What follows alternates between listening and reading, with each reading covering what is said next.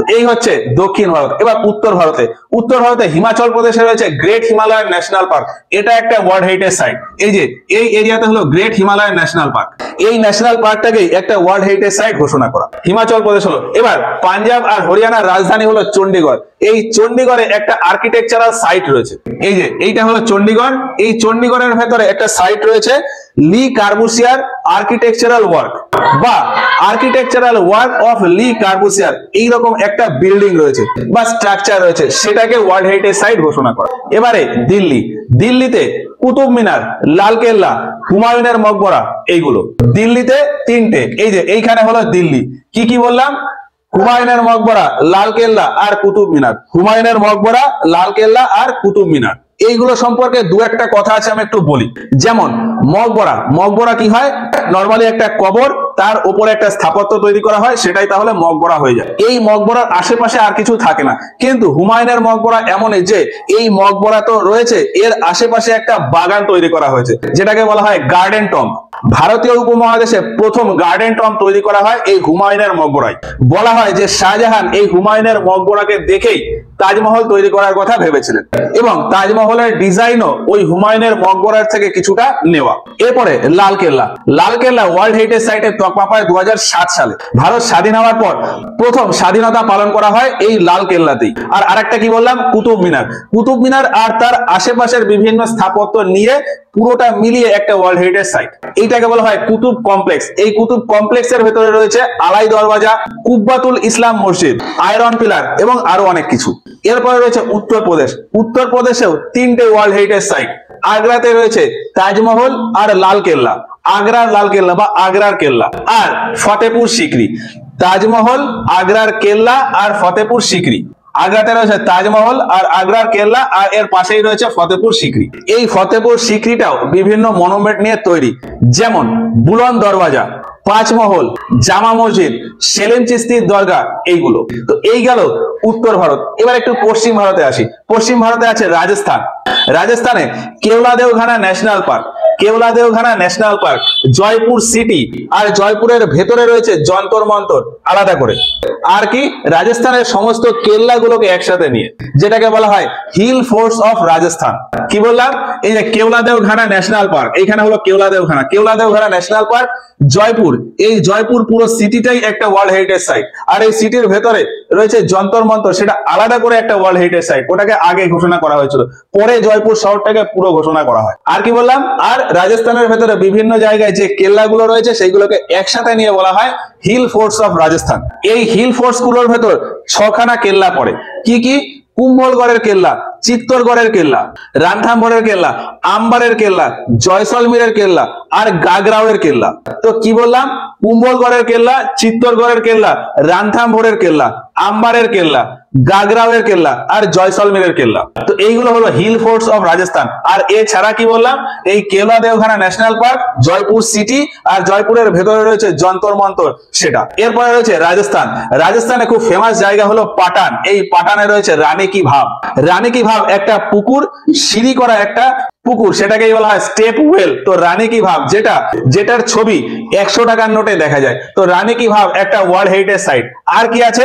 Ahmedabad city. ওখানে যেমন Jaipur city ছিল রাজস্থানে, গুজরাটে রয়েছে আহমেদাবাদ সিটি। এই যে এইটা হলো আহমেদাবাদ। আর ওপরে এইখানে রয়েছে পাটান। পাটানে রয়েছে রানী কি ভাব আর আহমেদাবাদ সিটি, সেটা পুরোটাই একটা ওয়ার্ল্ড হেরিটেজ সাইট। আর কি আছে? আর হচ্ছে ধৌলাভিরা। হরপ্পা সভ্যতার একটা সাইট রয়েছে ধৌলাভিরা। ওই ধৌলাভিরাকে ওয়ার্ল্ড হেরিটেজ সাইটের তকমা দেওয়া। আর গুজরাটে আরো একটা ওয়ার্ল্ড হেরিটেজ সাইট রয়েছে, সেটা হলো চম্পানের বা চাপানেরে। চাপানেরে পাভাগড় আর্কিওলজিক্যাল পার্ক, পাভাগড় আর্কিওলজিক্যাল পার্ক। চাপানের বা চম্পানেরের পাভাগড় আর্কিওলজিক্যাল পার্ক, এটা একটা ওয়ার্ল্ড হেরিটেজ সাইট। তো এই হলো গুজরাট। এবারে আসি মহারাষ্ট্রে। মহারাষ্ট্রে অজন্তা, ইলোরা, এলিফেন্টা। অজন্তা, ইলোরা, এলিফেন্টা ছত্রপতি শিবাজি টার্মিনালস। আর একটা আছে মুম্বাইতে ভিক্টোরিয়ান গোথিক এনসেম্বলেম বা ভিক্টোরিয়ান গোথিক স্থাপত্য। এই যে এইখানে হলো অজন্তা, এখানে হলো ইলোরা, আর বোম্বের কাছে এইখানে রয়েছে এলিফেন্টা। অজন্তা, ইলোরা, এলিফেন্টা, সিএসটি আর ভিক্টোরিয়ান গোথিক এনসেম্বলেম। মহারাষ্ট্রে এই 5টা। এরপরে আসি মধ্যপ্রদেশে। মধ্যপ্রদেশে আছে 3টে। কি কি? সাঁচি স্তূপ। মধ্যপ্রদেশে বিখ্যাত ওয়ার্ল্ড হেরিটেজ সাইট সাঁচি স্তূপ। আর আরেকটা খুব ফেমাস হলো ভীমবেটকা। ভীমবেটকার গুহা চিত্র। ভীমবেটকার গুহা চিত্র, সাঁচি স্তূপ আর Khajuraho group of monuments. Khajuraho group of monuments, সাঁচি স্তূপ আর ভীমবেটকা, এই তিনটে হলো মধ্যপ্রদেশে। তো আলাদা আলাদা করে এইগুলো হলো ভারতের ভেতরে বিভিন্ন ওয়ার্ল্ড হেরিটেজ সাইট। এরপর আরো দুটো ওয়ার্ল্ড হেরিটেজ সাইট আছে, সেটা হলো এইখানে এই ওয়েস্টার্ন ঘাট যে পর্বতমালা, এই ওয়েস্টার্ন ঘাট পর্বতমালা পুরোটাই একটা ওয়ার্ল্ড হেরিটেজ সাইট। এটার ভেতর কোন কোন রাজ্য আসে? মহারাষ্ট্র, কর্ণাটক, কেরালা আর তামিলনাড়ু। মহারাষ্ট্র, কর্ণাটক, কেরালা আর তামিলনাড়ু মিলিয়ে এই যে ওয়েস্টার্ন ঘাট বা পশ্চিম ঘাট পর্বতমালা, এইটা পুরোটাই একটা ওয়ার্ল্ড হেরিটেজ সাইট। আর এই যে বললাম দার্জিলিং এ ছিল দার্জিলিং মাউন্টেন রেলওয়ে, অর্থাৎ পাহাড়ের ভেতর থেকে এই যে ট্রেন চালানোর যে সিস্টেম, এই যে একটা প্রাকৃতিক সৌন্দর্যের ব্যাপার, এটা দেখেই এই দার্জিলিং মাউন্টেন রেলওয়েটাকে ওয়ার্ল্ড হেরিটেজ সাইটে তকমা দেয়। এবার দার্জিলিং এর পাশাপাশি আরো বিভিন্ন জায়গায় এই মাউন্টেন রেলওয়েটা আছে, যেমন নীলগিরিতে। নীলগিরির এই এরিয়াতে একটা মাউন্টেন ট্রেন চলে, যেটাকে বলা হয় নীলগিরি মাউন্টেন রেলওয়ে, সেটাকে ওয়ার্ল্ড হেরিটেজ সাইটে তকমা দেওয়া হয় 2005 সালে। আর এখানে হিমাচল প্রদেশেও একটা মাউন্টেন রেল চলে, সেটাকে বলা হয় কলকা সিমলা রেলওয়ে। কলকা সিমলা রেলওয়ে এখানে হিমাচল প্রদেশে চলে, সেটাকে ওয়ার্ল্ড হেরিটেজ সাইটে তকমা দেওয়া হয় 2008 সালে। তো এই যে তিন জায়গার তিনটে মাউন্টেন রেলওয়ে, এই তিনটাকে একসাথে বলা হয় মাউন্টেন রেলওয়ে অফ ইন্ডিয়া। এই পুরো সিস্টেমটাকে একটা ওয়ার্ল্ড হেরিটেজ সাইটে তকমা দেওয়া। প্রথমবার দার্জিলিং কে তকমা দেওয়া হয়, তারপর বাকি দুটো অ্যাড করে দেওয়া হয় ওর সাথেই, আলাদা করে কোনো এ করা হয়নি, ওইটার সাথেই অ্যাড করে দেওয়া হয় যে মাউন্টেন রেলওয়ে অফ ইন্ডিয়া। তো এই হচ্ছে 43টা ওয়ার্ল্ড হেরিটেজ সাইট। এবার এই ওয়ার্ল্ড হেরিটেজ সাইট সম্পর্কে আরো দু একটা কথা আছে, সেইগুলো একটু বলি। যেমন এই ওয়ার্ল্ড হেরিটেজ সাইটে তকমা দেওয়া হয় ইউনেস্কো থেকে।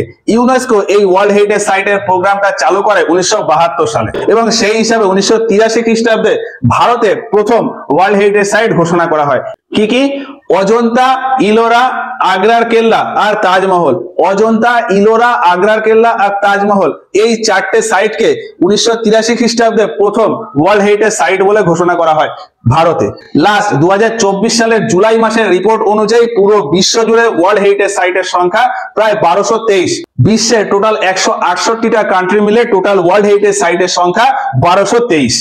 এর ভেতরে 952টা হলো কালচারাল সাইট, 231টা হলো ন্যাচারাল সাইট আর 40টা হলো মিক্সড সাইট, মানে মিক্সড হেরিটেজ সাইট। এই 40টার ভেতরে ভারতে রয়েছে কাঞ্চনজঙ্ঘা, সেটা একটা মিক্সড হেরিটেজ সাইট। আর এই এতগুলো ওয়ার্ল্ড হেরিটেজ সাইটের ভেতর সবথেকে বেশি ওয়ার্ল্ড হেরিটেজ সাইট রয়েছে ইটালিতে। ইটালিতে রয়েছে 60টা, আর তারপরে রয়েছে চায়নাতে রয়েছে 59টা। এই হেরিটেজ সাইটের লিস্ট অনুযায়ী ভারত রয়েছে 6 নম্বরে। ভারতের কাছে টোটাল 43টা ওয়ার্ল্ড হেরিটেজ সাইট। এর ভেতরে 35টা হলো কালচারাল সাইট, মানে এই যে সাইট গুলো বললাম এর ভেতর 35টা কালচারাল সাইট, 7টা হলো ন্যাচারাল সাইট আর একটা মিক্স সাইট। লাস্ট যে ওয়ার্ল্ড হেরিটেজ সাইটটাকে ইউনেস্কো দ্বারা অ্যাপ্রুভ করা হয় সেটা হলো আসামের ওই মইডাম সিস্টেম, মইডাম বুড়িয়া সিস্টেম যেটা বললাম, সেটাকে লাস্ট 2024 সালে অ্যাড করা হয় ওয়ার্ল্ড হেরিটেজ সাইট হিসাবে। আর একদম প্রথমে বলেছিলাম যে পশ্চিমবঙ্গের ভেতরে যে শান্তিনিকেতনটা 2023 সালে অ্যাড করা হয়েছিল। শান্তিনিকেতন অ্যাড হয়েছিল ভারতের 41তম ওয়ার্ল্ড হেরিটেজ সাইট হিসাবে। শান্তিনিকেতন ভারতের 41তম ওয়ার্ল্ড হেরিটেজ সাইট। তো এই হচ্ছে ওয়ার্ল্ড হেরিটেজ সাইট সম্পর্কে অল্প কিছু তথ্য। আর আজকের মতো ভিডিওটা এই পর্যন্তই। ভিডিওটা ভালো লাগলে একটা লাইক করো। এই ভিডিও সম্পর্কে তোমাদের মতামত আমাদেরকে কমেন্ট বক্সে জানিও। যদি কোথাও কোনো ডাউট কনফিউশন থাকে সেগুলো আমাদেরকে কমেন্টে জানাতে পারো। তো আজকের মতো ক্লাসটা এখানেই শেষ করছি, দেখা হচ্ছে এর পরের ক্লাসে গিয়ে।